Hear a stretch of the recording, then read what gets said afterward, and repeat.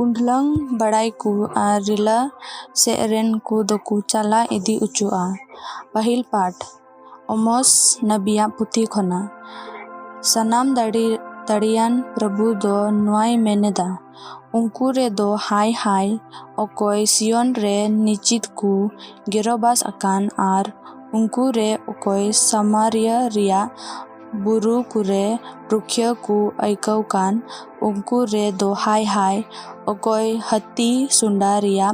पलक को रेकु गिती अकान ओकोय पारकम को रेकु हुंडलंग अकान पाल रेन बिडी हपन को आर गोड़ा रेन इतिल अकान मिहु को जोमेत को ओकोय पेड़ेसान तेकु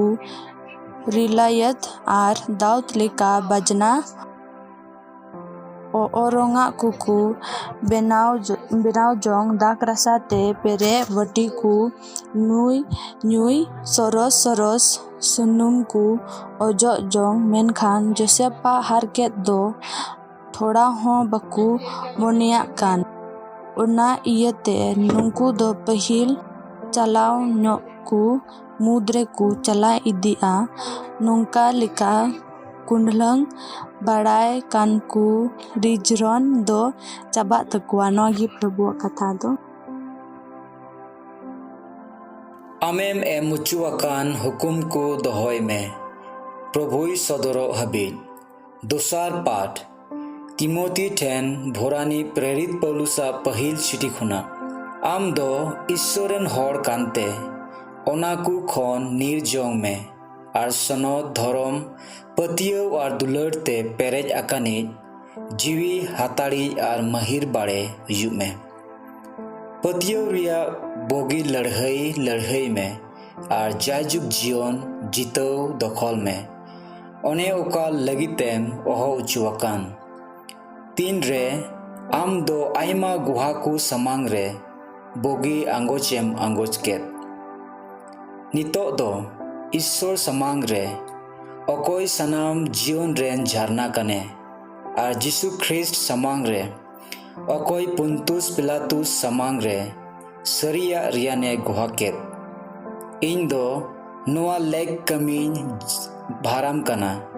जेमन आमेम उचुआकान हुकुम दो बिन दाग आर बिन दुसगी जिसु ख्रिस्ट सदरो हबी दोहोय उनी दो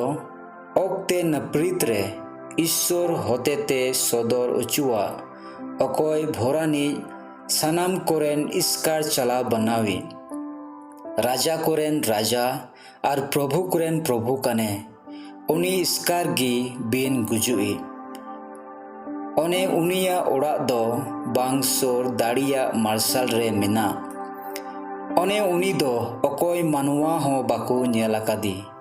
आर ओह को नेल दाड़ीले उनीगी मानोत आर जायजुग दाड़े आइदारी हुयुग ताइमा आमेन नोआगी प्रभुआ कथा दो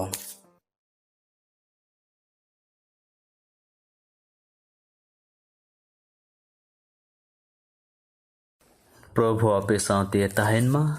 आर आम सावते हो सनत लू के ओलाका लेका भागे सोमबाद ए प्रभु आमाक महिमा हुयुग मा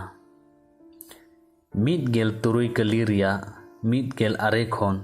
पे गेल मिद धबी जिसु दो फरिसी कोय मेतात कोआ मिद गोटेट किसान होड़े ताहे कना ओने उनी दो बेंगाल रोंगान मालमलिया किचुरी ए हरोग एन ताहे कान आर दिनम हिलो चे बे जम न्युए ताहे कान उनिया फाटक ठेन घाव ते पेरेज अकान Lazarus nyutumai mit gote rengge hore tasrao kan tahe kana uni do kisan hora mej khon hiri pasira kote laj pereje mormora kan tahe kana seta do hej kate unia ghaw ku jalet kan tahe kana